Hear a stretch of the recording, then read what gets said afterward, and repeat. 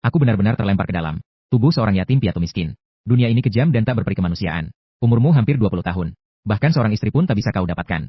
Hidupmu lebih sengsara dari kehidupan sebelumnya. Zhao Feng, kau mau istri atau tidak? Istri apa? Aku juga mau istri. Banyak sekali orang yang masih jomblo. Benar sekali, kepala desa. Tidak harus diberikan kepadanya. Diaturkan seorang istri. Di dunia ini, bayi perempuan sulit bertahan hidup. Di desa hampir tak terlihat perempuan muda. Kalian kira perempuan ini dibagikan sembarangan? Pemberontak di kota sedang merekrut pasukan. Asal jadi tentara, dapat istri. Rekrutan. Aku tidak mau pergi. Orang tuamu sudah lama meninggal. Dia ada di desa. Kamu tidak apa-apa. Tolong bantu-bantu saja. Janda-janda di desa ingin mencari istri. Tunggu kehidupan selanjutnya. Tapi ini adalah kesempatan. Sistem telah terikat. Zhao Feng. Usia 16 tahun. Kekuatan tempur. Kecerdasan belum aktif. Stamina 90. Energi 100. Aku ternyata punya sistem. Lagi mikir apa? Ini kan kesempatan yang langka. Jadi tentara bukan cuma dikasih beras dan uang. Malah dikasih istri. Bisa juga meneruskan keturunan keluarga Zhao. Terima kasih Pak Kepala Desa. Ternyata aku sudah jadi gila. Nyawa tetap lebih penting. Feng, ayo. Ayo semangat. Cepat pergi. Mereka kira aku gila. Tapi sekarang aku punya sistem. Bergabung dengan pemberontak. Mungkin ini kesempatan.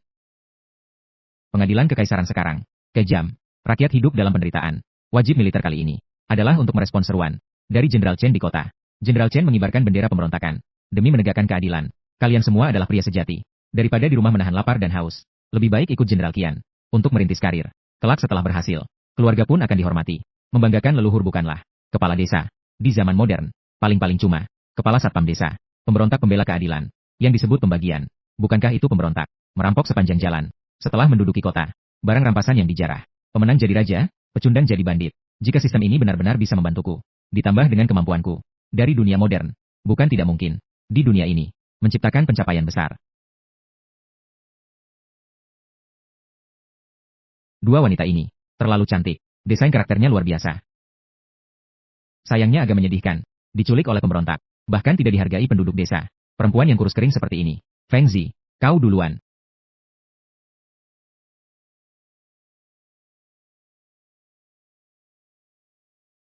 Kepala desa ini memberiku muka. Atau malah bikin benci. Aku Zhao Feng, kepala desa, nyawaku cuma satu. Cuma cari makan. Biasanya tenagaku juga besar. Bisa kerja lebih banyak. Kalau tidak, biar saudara-saudara pilih dulu. Boleh-boleh. Zhao Feng, kalau kau sungguh tidak merebutnya dariku. Cewek itu, separuh bagian daging asapku. Hari ini juga akan kuantarkan untukmu. Asal kau tidak memilih dia. Guci milikku itu. Berisi arak pilihan yang sudah disimpan setengah tahun. Juga jadi milikmu. Terima kasih, kawan-kawan. Kalau begitu aku pilih. Aku pilih dia. Aku pilih dia. Zhao Feng. Bukannya masih ada dua orang yang subur itu. Benar-benar tidak ada yang memilih. Kamu memang benar-benar masih hijau. Belum berpengalaman. Sama sekali tidak mengerti. Wanita seperti apa yang bisa diajak berumah tangga. Sudah. Kurasa kamu cukup kuat. Selera kamu juga bagus. Tapi menurutku, dengan kondisi tubuhmu ini, mau pilih perempuan manapun, gak akan ada yang tahan sama kamu. Gini aja, nak, aku lihat matamu tadi. Dari tadi terus, melirik ke arah perempuan yang lain. Asal kamu setuju setelah masuk militer. Bekerja di bawahku. Ini kubayar sekaligus untukmu. Wah, beli satu dapat bonus. Orang ini kelihatannya bukan tipe yang baik. Tampaknya jabatannya lebih tinggi dari kepala desa. Aku sama sekali tidak mengenalnya. Bagaimana jika ini jebakan? Kalau kita terlibat, bisa-bisa tidak bisa keluar lagi. Kumohon, Tuan, terima aku. Asalkan Tuan bisa memberiku sesuap nasi. Hamba bersedia menjadi pelayan. Melayani Tuan. Aku orang modern. Terlempar ke sini. Tumbuh dari belas kasihan orang. Mana tega melihat ini. Di tengah dunia kacau. Seorang wanita tanpa sandaran. Akhirnya akan lebih tragis. Aku berjanji padamu. Satu kuota tentara. Satu gantang beras 10 tael perak. Kau harus menanggung dua orang, Zhao Feng. Kalau begitu dua karung makanan. 20 tael perak. Sudah. Kalian istirahatlah dengan baik. Tunggu pasukan utama tiba. Kami juga sudah pulih. Akan mengirim orang ke desa. Memberitahu kalian berkumpul. Nanti laporkan diri ke kemahku. Namaku Qian Chong. Aku jenderal pasukan pemberontak. Jenderal Xie. Istri-istriku, ayo kita pulang.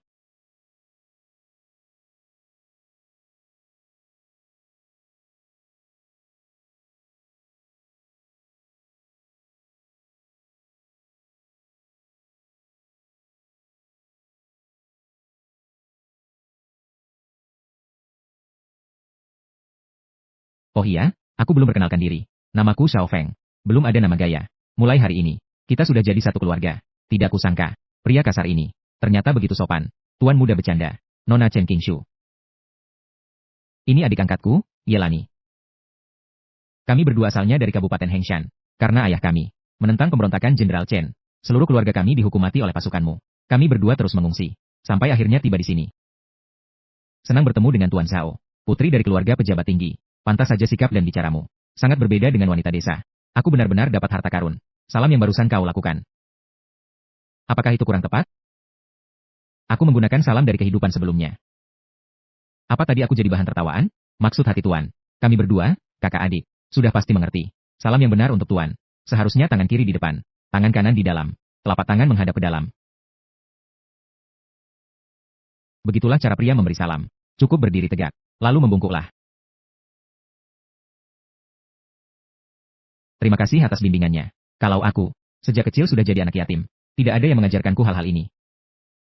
Sebenarnya aku sangat ingin bisa baca tulis. Sayangnya, di desa ini, benar-benar tidak ada sekolah. Setiap hari hanya bisa ikut, berkutat dengan lumpur.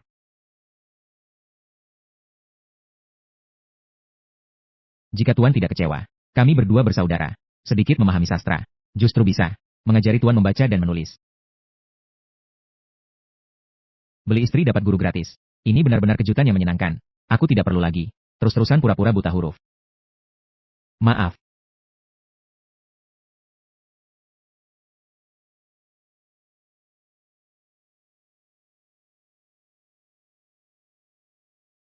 Ini milikku hari ini.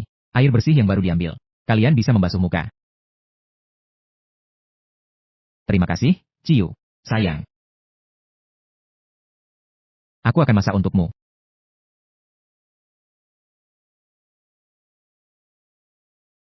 Kakak, jangan sedih. Sepanjang perjalanan kita, wanita yang diculik langsung dihadiahkan kepada prajurit tua yang kasar. Ada yang dijual ke rumah bordil. Akhirnya menyedihkan. Kita berdua bisa terpilih oleh seorang pria muda desa. Sudah sangat beruntung. Aku tahu, wajahnya sangat tampan, dengan sorot mata yang jernih. Dalam setiap gerak-gerik dan ucapannya, tak ada nuansa preman atau niat mesum. Malah terpancar kesopanan yang kikuk. Yang paling penting, dia bahkan masih mau belajar baca tulis. Dia ingin bersekolah. Dia bukanlah seorang pria kasar yang hanya tahu mencangkul. Tidak gerusa-gerusu, tidak otoriter. Bagi kita, mungkin ini sudah takdir terbaik yang bisa didapat. Mungkin saja, kita bisa hidup dengan sangat baik di sini. Hong Rongha. Cuci dulu ya.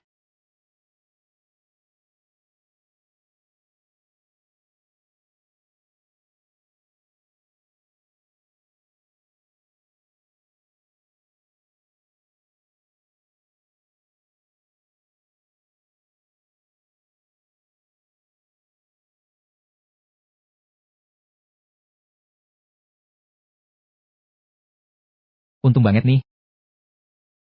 Aku ini jomblo yang belum pernah pacaran. Bisa dapat rezeki kayak gini juga. Cantik banget ini. Setelah dicuci, lebih terlihat cantik. Kayak artis aja. Sayang, jangan lihatin terus. Aku jadi malu. Makanannya sudah siap.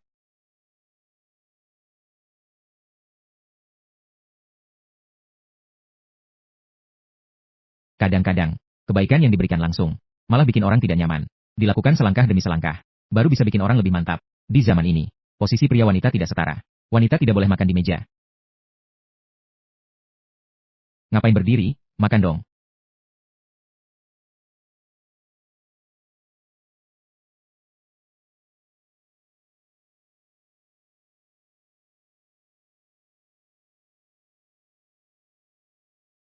Terima kasih, suamiku. Terima kasih, suamiku.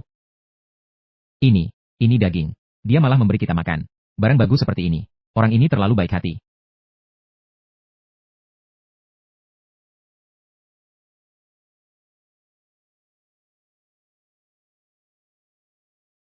Hanya sekadar membiarkan mereka makan. Sudah sangat bersyukur. Sampai segitunya. Nyawa manusia lebih hina dari rumput di masa sulit. Sayang. Biar kami menolongmu cuci muka. Biar kami menolongmu cuci muka. Di kehidupan sebelumnya aku lajang terus. Belum pernah dilayani oleh wanita cantik seperti ini. Kurang baik rasanya. Sayang, kamu memberikan kami makanan yang begitu enak. Jika kami bahkan tak bisa melayanimu, sungguh kami jadi tidak berguna. Tindakanmu ini tidak pantas. Ikuti saja aku. Melayani sang suami. Itu adalah kewajiban kami. Suami, jangan usir kami. Mana mungkin aku mengusir kalian? Baiklah.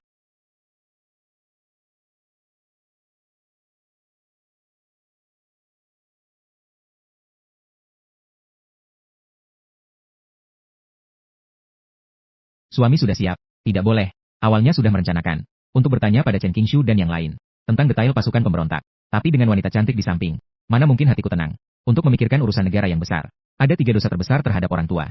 Yang terburuk adalah tidak punya keturunan. Sudahlah, aku takut. Sayang, sudah larut malam. Biar aku temani kau beristirahat. Sayang, sudah larut malam. Biar aku temani kau beristirahat.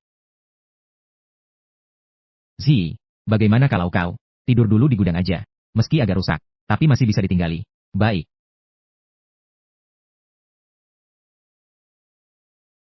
aku tak sangka dia sampai ketakutan begitu. Biarkan dia tenang dulu.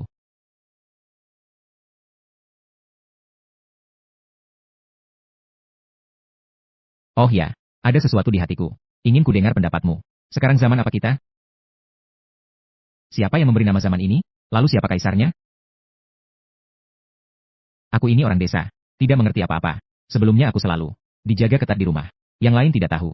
Hanya tahu bahwa sekarang adalah dinasti Dakian. Tentang pemimpin pemberontak. Orang yang menangkap kita. Juga tidak pernah menyebutkan dinasti Dakian. Kalau begitu kau tentang, apa kau tahu dinasti Dakian? Wilayah dinasti Dakian sangat luas. Di bawahnya ada 50 prefektur. Kalau boleh tanya, desa Zhao ini, termasuk prefektur yang mana? Aku tahu namanya prefektur Jiujiang. Nama kabupatennya adalah Huiguang. Itu termasuk dalam prefektur Jiujiang. Salah satu kabupaten kecil di bawahnya. Ibu kota prefektur Jiujiang ada di Shouchun. Shouchun.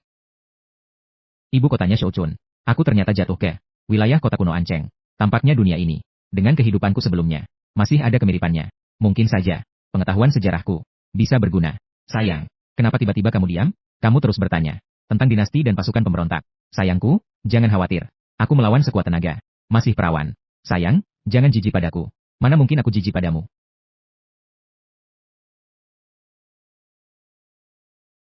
Mereka masih belum bisa menerima. Karena kau belum menerimaku. Aku tidak akan memaksamu. Aku tidur di luar dulu. Kau istirahatlah yang baik. Tunggu. Lembutlah. Aku takut sakit.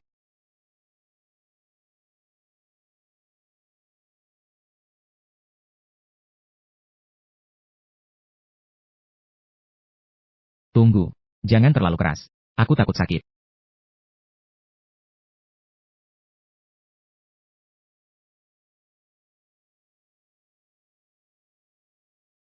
Aku seorang dokter jurusan sejarah. Di kehidupan sebelumnya, tangan gadis pun, bahkan cakar tikus lab, hampir tak pernah kusentuh.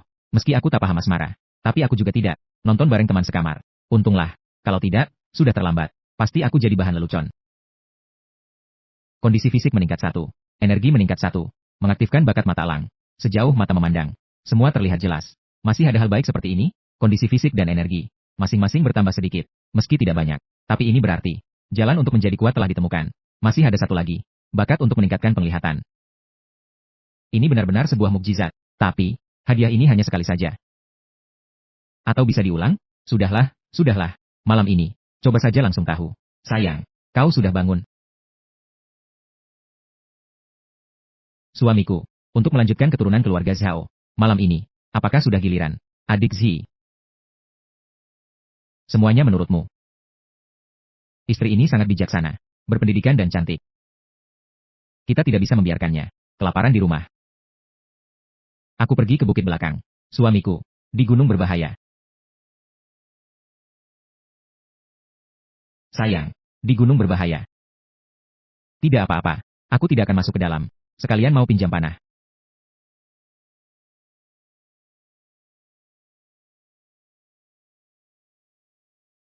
Sayang, dia tidak apa-apa kan? Meski Shangun berasal dari rakyat biasa, tapi dia orangnya bijaksana dan tahu sopan santun. Sangat pemberani. Tadi malam. Malam ini kau akan tahu. Dia itu, dibandingkan dengan pria-pria yang kita temui selama perjalanan, dia lebih hebat ratusan kali lipat. Dia pasti sudah punya perhitungan.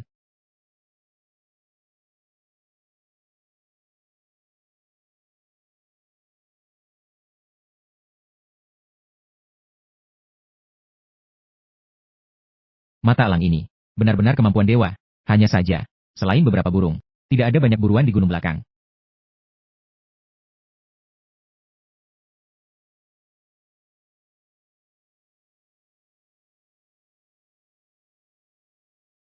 Kalau dilihat seperti ini, seharusnya ini sudah cukup. Semua ini, cukup untuk mereka. Makan setahun lebih. Cuma, harta jangan dipamerkan. Kalau kemampuan ini ketahuan, bisa-bisa timbul masalah. Ayo kita jual dulu.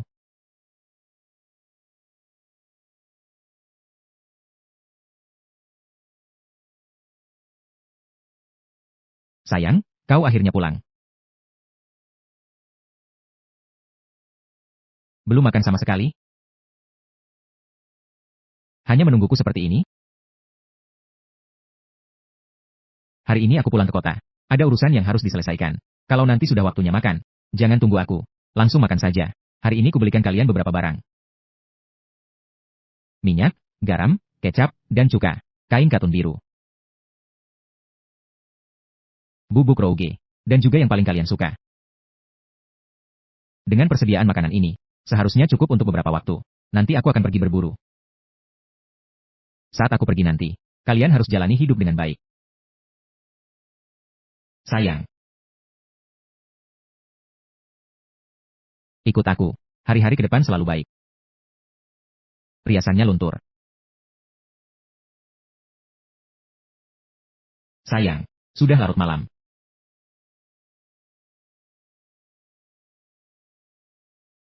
Kau, sayang.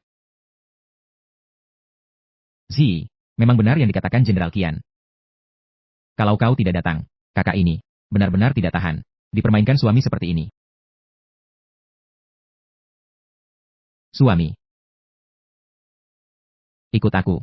Hari-hari selanjutnya akan selalu baik.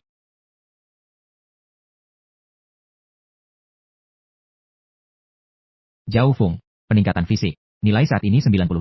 Peningkatan mental. Nilai saat ini 102. Dapatkan bakat mata elang. Dapat melihat dengan jelas. Ternyata benar bisa. Bisa dipakai berulang kali.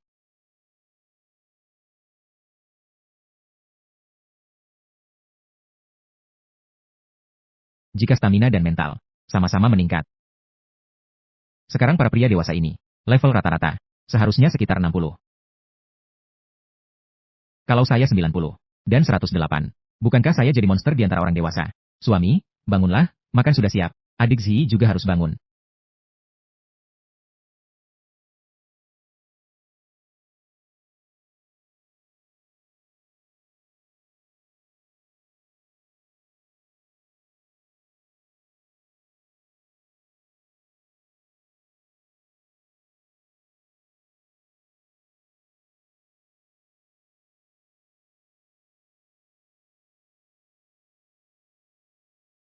Ini juga enak.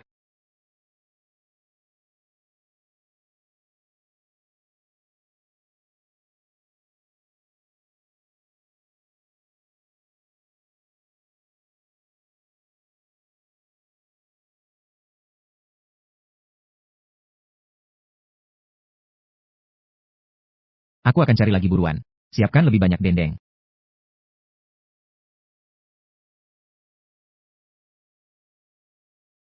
Langsung makan saat waktu makan tiba. Jangan tunggu aku, dengar tidak? Suami, hati-hati. Dengan kemampuan hebat seperti ini, berburu jadi semudah memungut barang.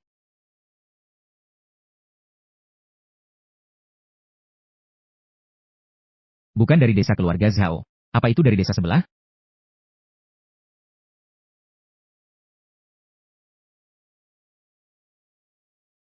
Brengsek, lihat ke sini.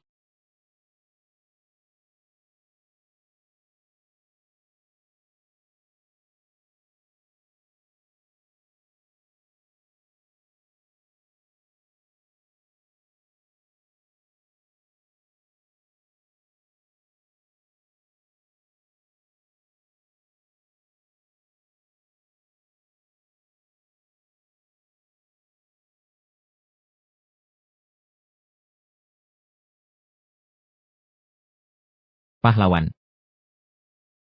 Aku mohon. Jagalah adikku baik-baik. Namanya Lin Qingyue. Kami sedang diburu, dikejar-kejar. Jadi kami kabur ke sini. King Yue, hiduplah dengan baik.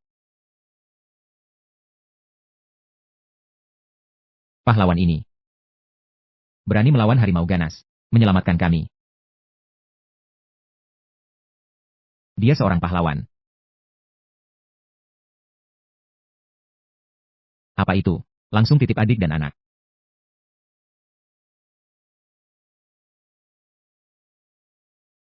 Sekarang jadi runyam. Terima kasih pahlawan sudah menolong. Tapi kakakku sudah tiada. Aku juga tak mau hidup sendirian. Pergilah kau. Jangan pedulikan aku. Kakakmu menitipkanmu padaku. Aku pasti akan menjagamu dengan baik. Namaku Xiao Feng. Dari desa Zhao sebelah. Kau ini Lin King Yue, ya? Lalu, mau pergi kemana? Dunia ini luas sekali. Tapi tak ada tempat bagiku. Kakiku pun sudah lumpuh. Biarkan aku tinggal di sini. Menemani kakak. Kau yakin sudah mantap? Di gunung ini bukan cuma ada harimau. Ada juga serigala dan ular berbisa. Begitu matahari terbenam, mereka semua akan keluar. Kamu ini kulitnya halus dan lembut. Kakimu juga tidak bisa digerakkan. Cocok jadi camilan untuk mereka. Mereka tidak akan langsung menggigitmu sampai mati. Akan mulai dari kakimu dulu. Sedikit demi sedikit menggerogotimu sampai habis. Aku tidak akan menakut-nakutimu lagi. Ikut aku pulang. Aku akan obati kakimu. Nanti, mau pergi atau tinggal, terserah. Aku sama sekali tidak akan menghalangimu. Yang meninggal harus dihormati. Kakakmu sebelum meninggal berpesan. Aku tidak berani mengingkari janji.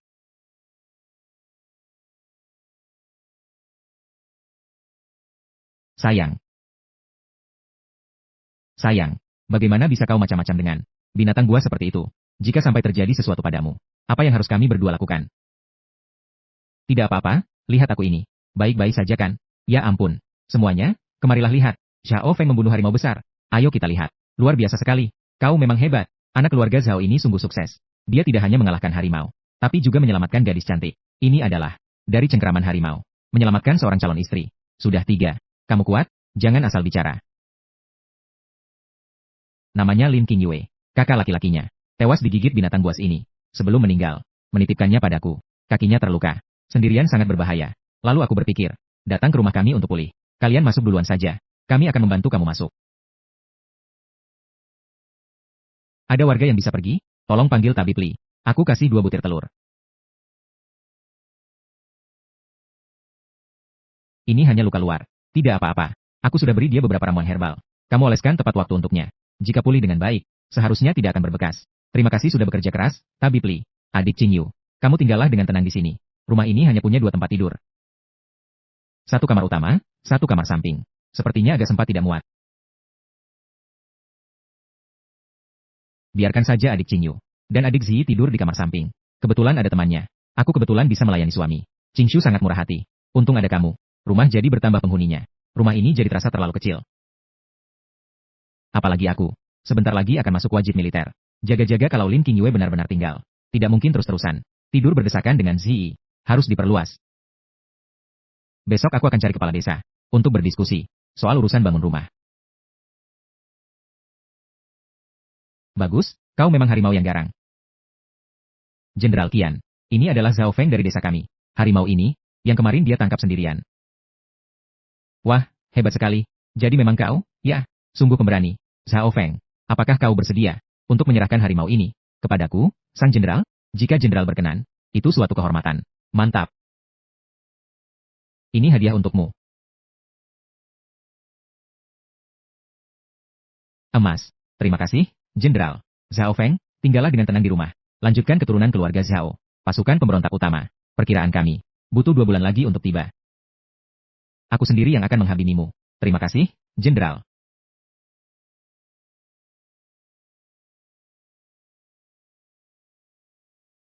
Zhao Feng, kau memang hebat. Di desa Zhao kita ini. Tapi sudah diingat oleh Jenderal Qian. Aku ingin memperluas rumahku ini sedikit. Di rumah ada tambahan 1 orang. Agak sesak nggak muat. Nggak masalah. Kau boleh bangun sesukamu. Urusan ini serahkan saja pada kami. Suruh saja. Yang mau mendaftar jadi tentara bersama. Teman sekampung bantu. Kau yang mengalahkan harimau.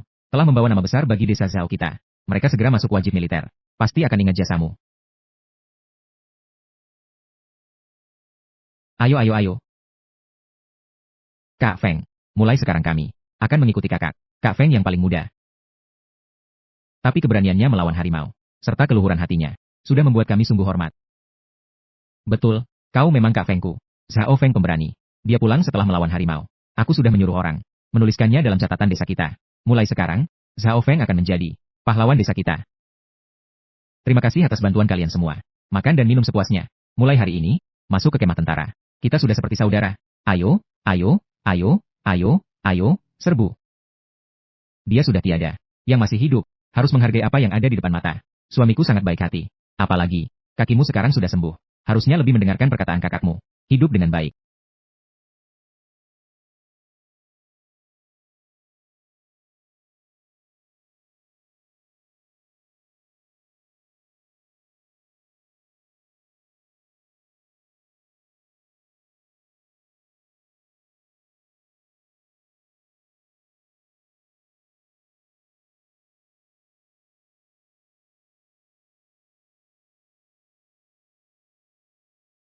Kamu bilang, kemeja ini.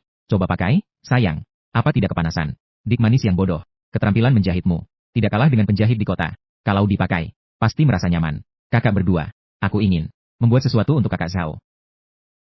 Sebagai hadiah. Anggap saja sebagai balas budi padanya. Atas jasa-jasanya menyelamatkan nyawa. Jangan pikirkan terlalu banyak. Lakukan saja. Kulihat pekerjaan tanganmu juga cukup bagus. Bagaimana kalau kau buatkan tas kecil untuk tuan muda? Dia bawa di dekat tubuhnya. Juga bisa selalu mengingat kebaikanmu.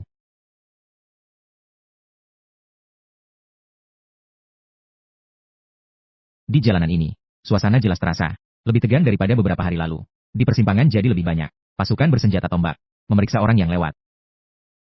Rakyat jelata satu persatu, tampak tergesa-gesa. Wajah mereka penuh kecemasan. Pedagang di pinggir jalan, bahkan tidak berseru lagi. Bang,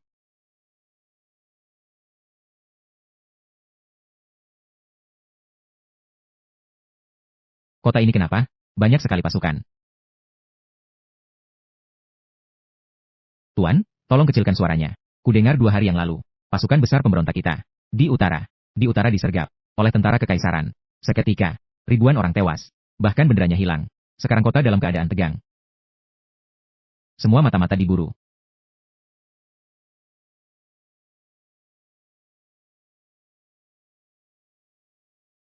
Pemberontak di masa ini, harus seperti api membakar padang rumput. Seharusnya tak terbendung. Pasukan pemerintah korup, prajurit tak punya semangat tempur. Seperti Ciancong itu, membuktikan pemberontak sedang berada dalam masa ekspansi yang lancar. Bagaimana bisa kalah perang? Meski ada pengkhianat, itu juga tidak seharusnya. Pemberontak ini, sama sekali tidak seperti tampang luarnya. Terlihat begitu perkasa, bahkan bisa dibilang agak lemah. Awalnya kukira ikut wajib militer, bagai nyawa tinggal seutas. Tapi sekarang kelihatannya, sepertinya nyawa pun tak akan tersisa. 30 keping. Satu karung berbagus, 30 keping. Beberapa hari lalu masih 20 keping. Tuan, sedang perang. Kekalahan di utara ini. Pasukan kerajaan belum tentu langsung menyerang. Ini persediaan makananku. Jual sedikit, berkurang sedikit. Harganya ini. Besok belum tentu akan naik lagi.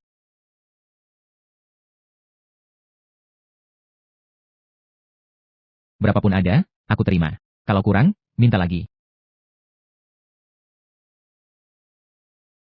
Jangan banyak alasan.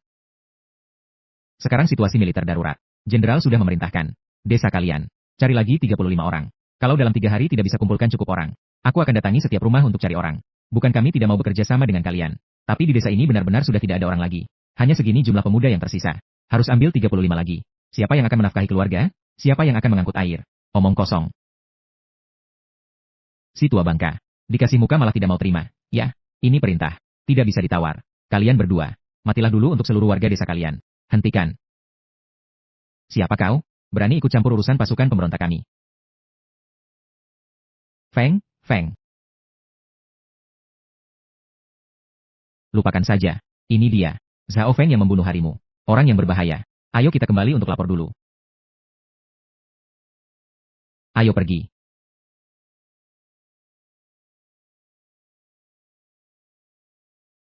Aku baik-baik saja. Bajingan tak berperi kemanusiaan. Mana mungkin itu pasukan pemberontak? Mereka jelas-jelas sekelompok perampok. Habis, semuanya habis. 50 pemuda tangguh. Lalu apa yang harus kita lakukan sekarang? Ciofeng, lihat kondisi ini. Aku khawatir pasukan mereka akan datang lebih cepat. Kalau begitu, bersiaplah dari sekarang. Waktuku tidak banyak lagi. Harus sebelum masuk militer. Menjadi lebih kuat. Peningkatan atribut ini Sepertinya berkaitan dengan Chen Qingshu dan Ye Zi. Kalau wanita lain, apa akan ada bakat baru, serta poin peningkatan? Beli. Di zaman kacau ini, nyawa manusia paling tak berharga. Asal ada uang bisa beli orang.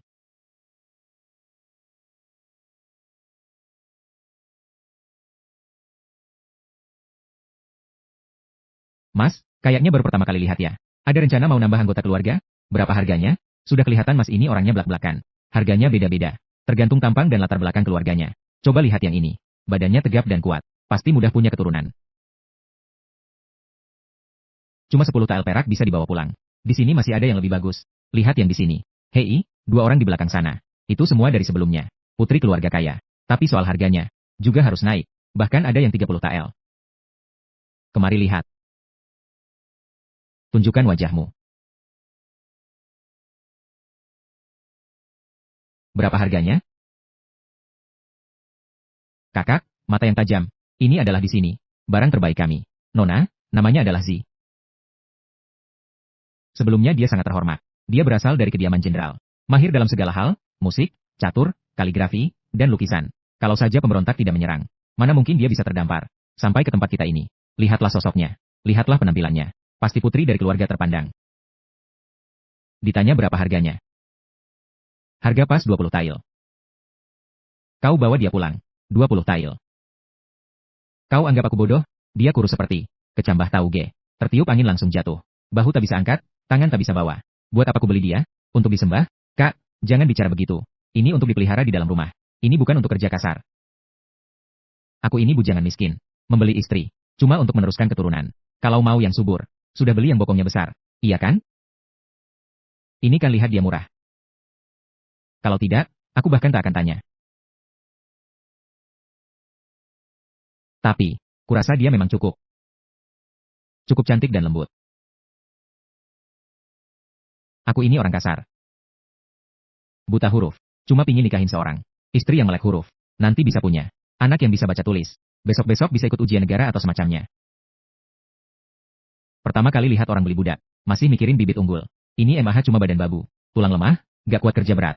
Lagian dia gak kayak si muka serigala yang jago melayani. Baru saja diusir oleh mandor. Barang yang paling sulit dijual. Nona Wansi ini memang bisa baca tulis. Juga memang dari keluarga terhormat. Dari kalangan orang kaya. Tapi, abang, ini, perhitungannya tidak bisa seperti itu. Ini, dihitung begitu saja.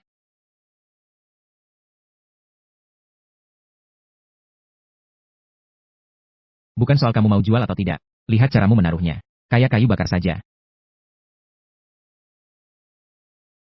Baiklah, aku yang sial. Anggap saja ini untuk kakak. Kita berteman saja. Keluarkan, keluarkan. Keluarkan.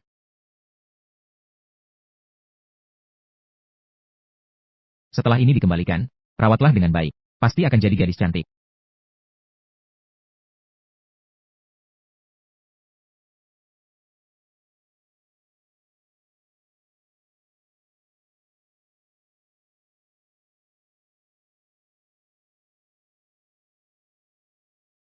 Ayo pergi.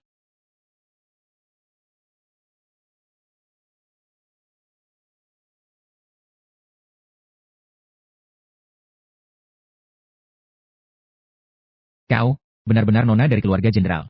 Hamba tidak berani membohongi pahlawan. Hamba bukan nona muda. Hanya seorang pelayan di kediaman ini. Kembalikan aku. Hamba bisa melakukan apa saja. Sudah kuduga. Wan Xianhong. Kedengarannya seperti nama pelayan. Karena kau adalah wanita di kediaman jenderal. Pasti bisa sesuatu, kan?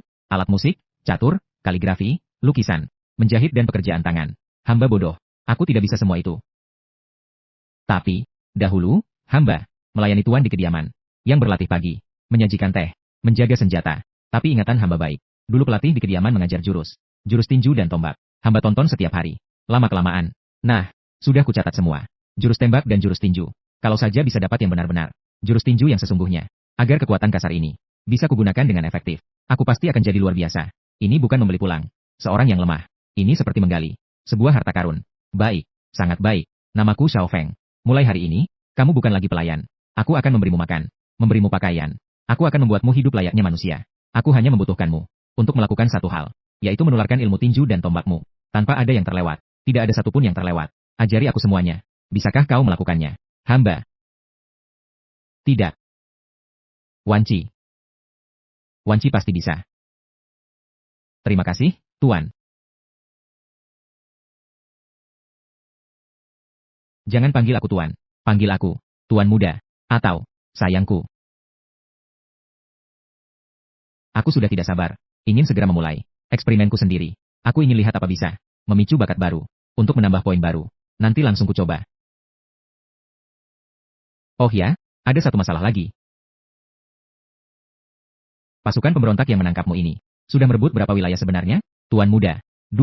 Rumah hamba, yaitu Komanderi Hengshan, adalah yang pertama mereka rebut. Sedangkan Komanderi Jiujiang adalah mereka yang kedua direbut. Dan katanya, masih banyak lagi kota-kota kabupaten belum sepenuhnya dikuasai. Cuma prestasi segini, baru rebut satu kabupaten. Kabupaten kedua aja belum sepenuhnya dikuasai. Gerombolan Qianchong sudah berani menyebut diri pasukan pemberontak, bahkan berani seenaknya bagi-bagi emas batangan. Ini mana api yang membakar padang rumput? Jelas-jelas cuma perkelahian kampung.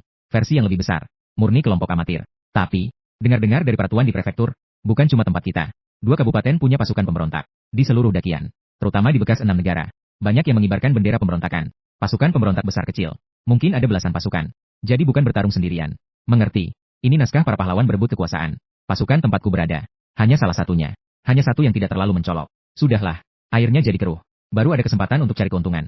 Jabatan militernya. Posisi pemerintahan. Itu adalah jabatan militer dakian. Dan jabatan militer pemberontak. Oh ini aku tahu. Jabatan militer dakian dari tinggi ke rendah. Paling tinggi adalah Shang Zuguo. Memimpin seluruh pasukan negara. Turun lagi. Adalah yang menjaga 4 penjuru. Timur, Selatan, Barat, Utara. 4 raja penjaga. Turun lagi. Lalu ada jenderal. Dibagi depan, belakang, kiri, kanan. Sistem ini. Dengan sistem militer dinasti Qin yang kukenal. Pada dasarnya sama. Bagaimana dengan pasukan pemberontak? Sistem militer pasukan pemberontak. Sebagian besar. Memang meniru sistem militer dakian. Tapi pangkat di pasukan pemberontak. Namanya terdengar sangat megah. Padahal anak buah mereka, sebagian besar adalah warga yang direkrut dadakan, tidak punya daya tempur. Jadi gelar bangsawan dan perwira. Memang kedengarannya hebat, tapi kenyataannya, pasukan mereka kerap tak memenuhi kuota. Ternyata setelah sekian lama, Jenderal Qianchong itu, 80% itu gelar yang dia kasih sendiri. Paling-paling cuma seorang komandan 100. Yang di bawah komandonya, cuma sekitar 100 orang. Dan si brengsek tentara yang berani, menampar kepala desa siang tadi. Bahkan lebih parah lagi, cuma seorang komandan regu yang ngatur 4 orang. 1 orang yang ngatur, 3-4 orang, bawahan rendahan. Berani di depan seluruh warga desa. Bertindak semena-mena. Ada orang.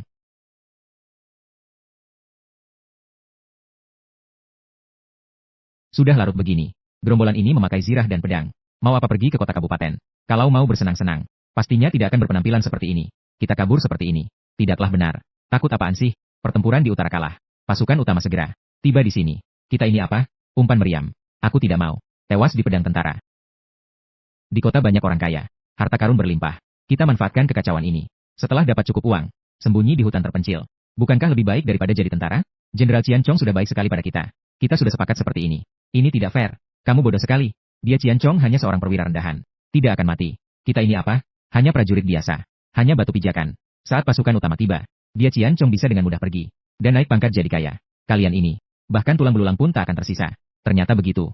Sekelompok orang tak berguna. Kudengar kita kalah perang.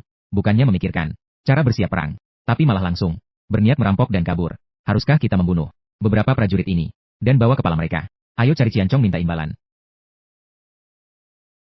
Qianchong yang tidak bisa diandalkan, menunjukkan kemampuan aslimu. Tidak worth it. Lebih baik hindari masalah. Tunggu mereka lewat dulu. Anggap saja tidak terjadi apa-apa. Ayo ayo ayo ayo ayo. Tunggu, nggak tahan nih. Gue mau kencing dulu.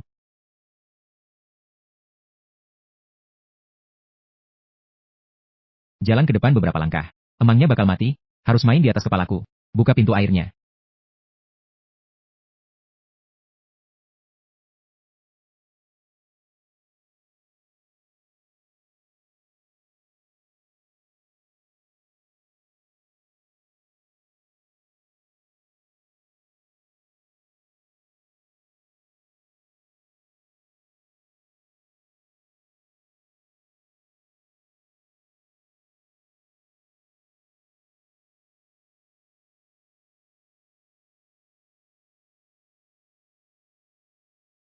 Total ada 8 pedang tentara. 2 busur panjang. Ditambah lebih dari 20 keping uang perak. Aku akan mengorbankan diriku untuk membeli Wansi. Ambilkan 2 keping uang perak itu. Ayo pulang.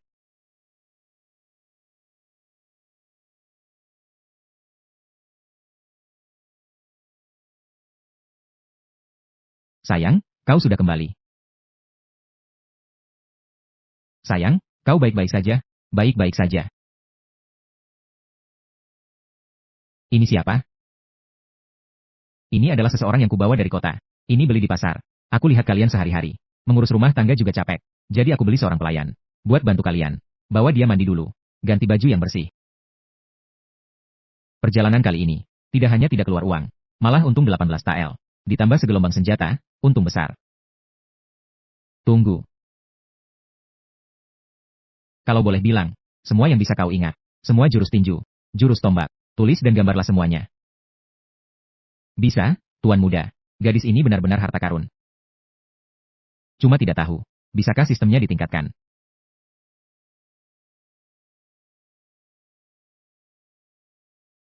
Kenapa jadi tidak berguna? Mengapa? Wanci juga masih perawan. Tidak ada pertumbuhan sama sekali. Mungkinkah, aturan panel ini adalah, harus melalui saluran yang benar, untuk mendapatkan wanita, baru bisa memicu hadiah. Tampaknya, ingin mengandalkan jalan pintas, untuk cepat meningkatkan atribut. Jalan ini juga tertutup.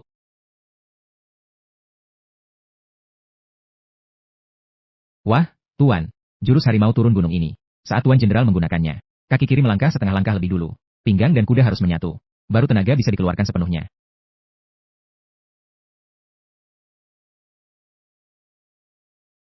Lalu ada jurus sapu bersih ini. Siku Anda terangkat terlalu tinggi. Tenaga jadi buyar. Harus diturunkan.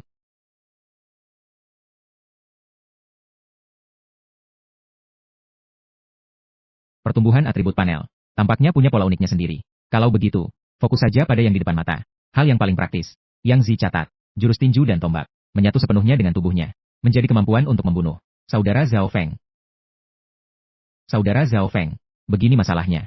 Di keluarga kami. Zhao Tian, anak tunggal yang tak berguna. Jadi ikut direkrut. Tapi kau juga tahu. Sejak kecil, anak ini. Memang sangat jujur dan polos. Bahkan ayam pun belum pernah dia bunuh. Aku khawatir kalau dia maju perang. Tidak apa-apa, Paman Si. Zhao Tian itu sekampung denganku. Aku pasti akan lebih memperhatikannya. Terima kasih banyak. Ini sedikit hadiah. Paman harus menerimanya. Kita kan sebangsa setanah air. Itu sudah seharusnya. Baiklah, aku pamit dulu.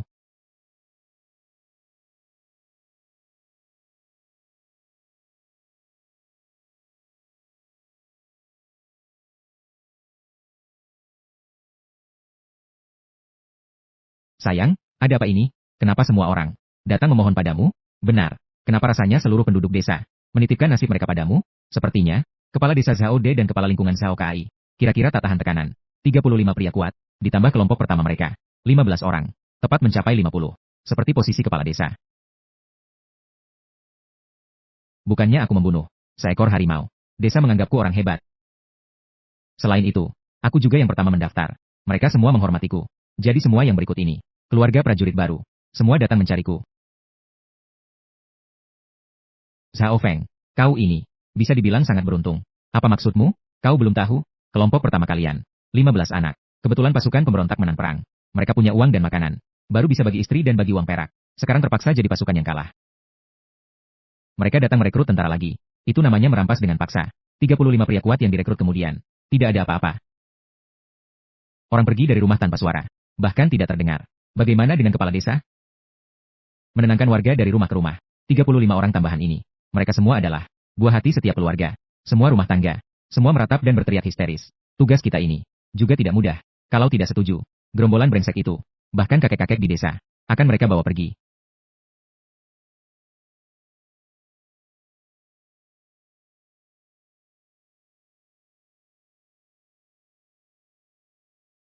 Jangan-jangan, terima dulu. Kau terima dulu. Simpan ini. Anggap saja, aku mewakili saudara-saudara di desa, untuk berbakti kepada kalian berdua. Setelah aku pergi, baru bisa kembali. Zhao Feng sedang dalam kesulitan. Kau tenang saja. Selama Zhao Kai masih bisa bernapas, tidak ada yang berani menyakiti. Sehelai rumput pun di rumahmu. Paman ada di tempatmu. Aku juga akan beritahu dia. Terima kasih, Paman Kai. Oh ya, Paman Kai. Ada satu hal lagi yang ingin kutanyakan padamu. Di desa kita.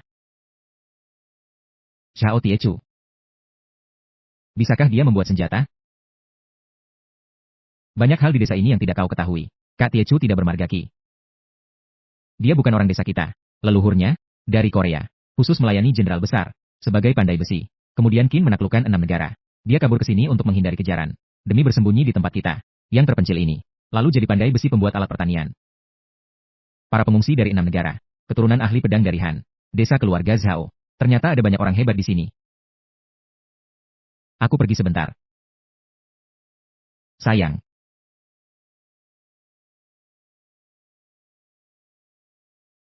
Feng, sebentar lagi tutup. Ada apa? Ini dari kemarin. Baru saja pulang berburu. Wah, kebetulan paman suka ini. Saya sengaja bawakan untuk paman. 2 hari ini kamu ada urusan berdarah. Zhao Tiechui. Ternyata bukan pandai besi biasa.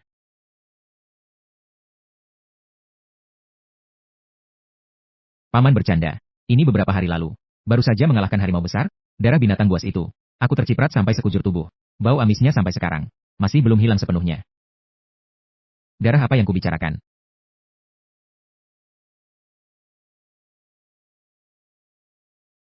Tampaknya, tetap tidak bisa menyembunyikannya dari Paman Tociu.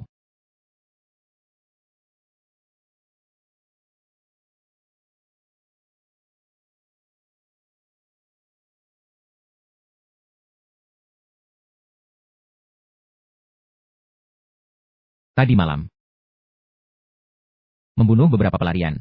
Tampaknya si tua itu sudah memberitahukan semua urusanku padamu. Kedatanganku kali ini hanya untuk satu hal, bukan karena alasan lain. Hanya ingin meminta Bapak dengan beberapa bilah pedang melengkung ini untuk menempa sebuah tombak panjang untukku.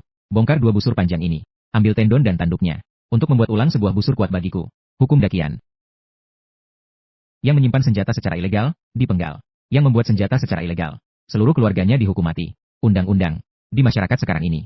Apalagi artinya hukum? Bukankah hanya soal siapa yang lebih cepat pedangnya? Siapa yang lebih keras tinjunya? Dialah yang jadi hukum.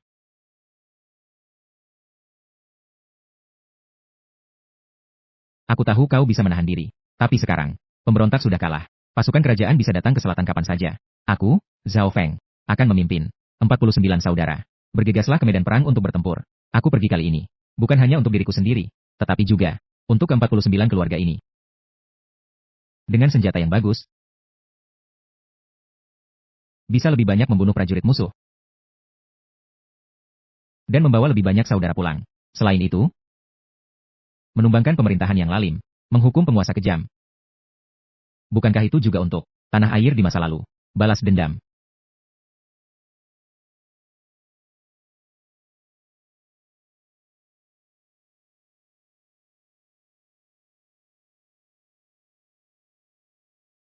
Katamu bagus.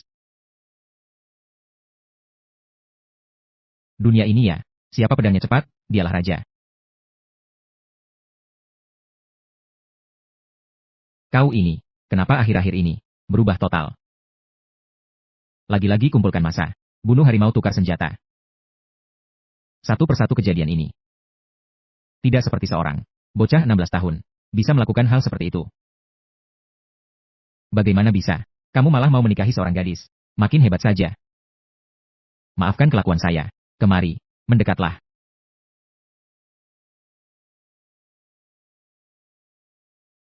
Kau ingin kubuatkan untukmu sebuah senjata yang pas di tangan. Maka harus kau tunjukkan padaku seberapa besar tenagamu. Senjata hanya berguna jika diayunkan dengan tenaga dan gerakan yang tepat dari pemiliknya. Barulah bisa mengeluarkan potensi terbesarnya. Ayo, mulai dari yang paling kecil.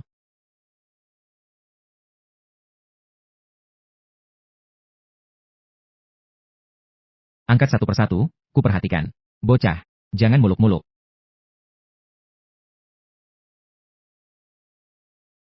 Nanti pinggangmu cedera. Batu ini beratnya luar biasa. Bahkan dalam legenda, Panglima Perang Pendiri Dinasti Qin, yang bisa mengangkat cauldron berat, kalau dia datang, belum tentu bisa. Kalau dia datang, belum tentu bisa.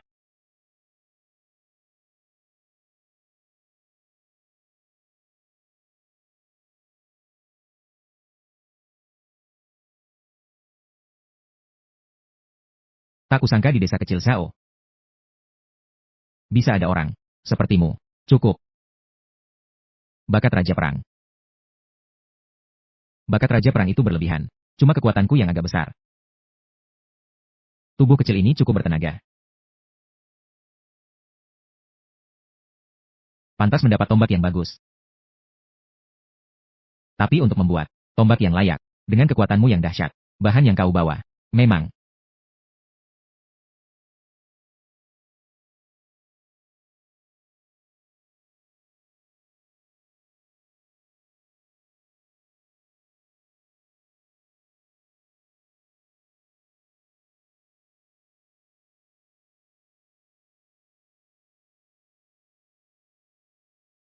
Ini adalah Xuantai. Leburkan ini ke dalam senjata. Kekuatan senjata bisa meningkat 10 kali lipat. Hanya ini saja belum cukup. Masih perlu baja tempah. Masih perlu minyak tong untuk pengerasan. Semua ini tidak murah loh. Kemudian Paman Zhao berkata, kamu sebutkan saja harganya. 2 tael perak. Boleh. 2 tael, 20 tael. Jangan bilang mahal, tidak ada diskon. Belum termasuk upahku. Kenapa kau ragu-ragu? Kuberitahukan padamu. Tongkat senjata biasa ini. 1-2 uang perak. Tapi bila berhadapan dengan senjata besi baja pemerintah, langsung patah. Yang kubuat adalah barang yang menyelamatkan nyawamu. Nyawamu penting atau uang penting? Kau sendiri yang pertimbangkan.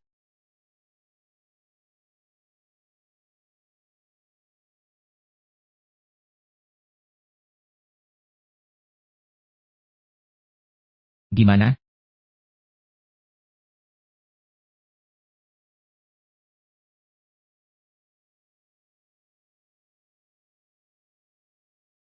Ini lebih dari 20 tael. Paman. Kelebihannya anggap saja. Uang minum untuk menghormati paman. Aku tetap mohon. Buatkan senjata yang bagus. Kelihatannya kau mengerti aturan. Bisa jadi orang sukses. 7 hari. 7 hari lagi datang ambil tombaknya. Juga busur itu. Aku juga sudah ganti semua pengeluaranmu. Terima kasih, Paman Tiechu. Dasar bocah. Sayang, kamu sudah pulang? Cepat cuci tangan dan makan. Sayang, kalian makan saja, tak perlu tunggu aku. Tuan, ada apa ini? Entahlah. Belakangan ini dia sangat misterius. Aku tahu. Ibu-ibu yang terhormat. Tuan malam kemarin. Apa pergi menemui tukang besi? Aku duga Tuan. Pergi membuat senjata. Ini untuk pergi ke medan perang. Senjata paling penting.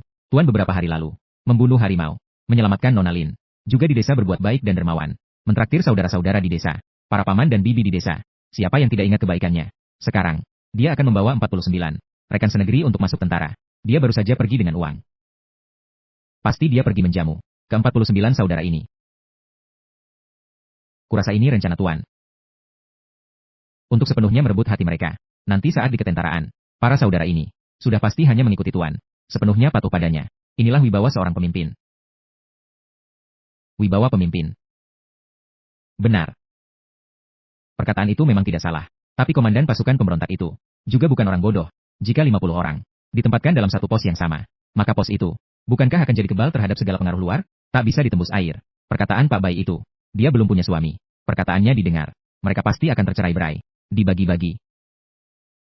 Kakak bahkan jika tercerai-berai, aku percaya pada suamiku. Dengan kemampuannya, tak peduli kemanapun, akan menjadi yang terhebat. Pasti bisa meraih kemenangan. Tentu saja. Syukurlah, aku tidak mengharapkan suamiku mengejar ketenaran. Asalkan dia tetap selamat. Malam ini seharusnya giliranku, kan? Saudara-saudara, aku, Zhao Feng, tidak punya kemampuan lain. Hanya satu hal, sangat keras kepala. Kita berasal dari desa yang sama. Seperti saudara kandung, saudara seibu sebapak. Hari ini, mari kita habiskan gelas anggur ini. Baik, di kemudian hari, bergabunglah dengan kami di pasukan pemberontak. Di medan perang, kita habisi mereka. Istri dan anak akan dijamin. Membanggakan leluhur. Baik, ikut Bang Fong bekerja. Apa kata Bang Fong? Itu yang kita lakukan. Mulai saat ini, kehormatan dan aib kita bagi bersama. Berkontribusi bersama. Menumpas musuh bersama. Berkontribusi bersama. Menumpas musuh bersama. Berkontribusi bersama. Menumpas musuh bersama. Berkontribusi bersama.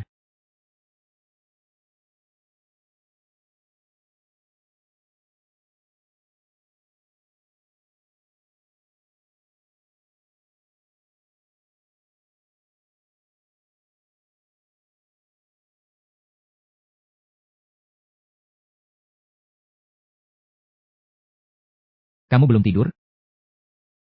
Kakang Zhao. Kakak-kakak perempuan sudah tidur semua. Biar aku yang menjagamu. Malam ini kuserahkan padaku. Nona Lim, kau sudah putuskan? Saat kakak hendak meninggal, pesan terakhirnya adalah menitipkan King Yue pada kakak Zhao. Mungkinkah kakak Zhao ingkar janji? Apa kakak Zhao meremehkanku? Rupanya gadis kecil ini salah paham.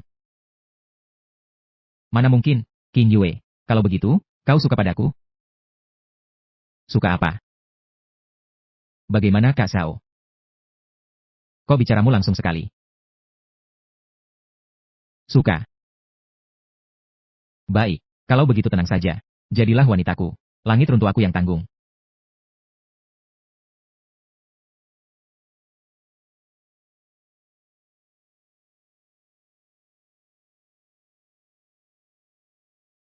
Usia Zhao Feng 20. Kekuatan dan kecerdasan belum terbuka. Kondisi fisik 93. Energi 103. Bakat mata elang level 2. Indra pemburu level 1. Indra.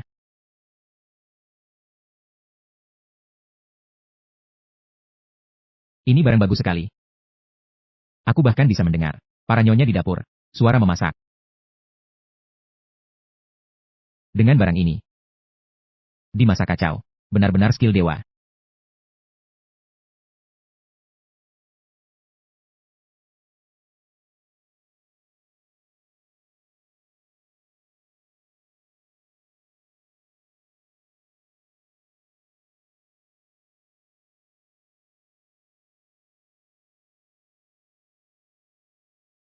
Suasana aneh sekali.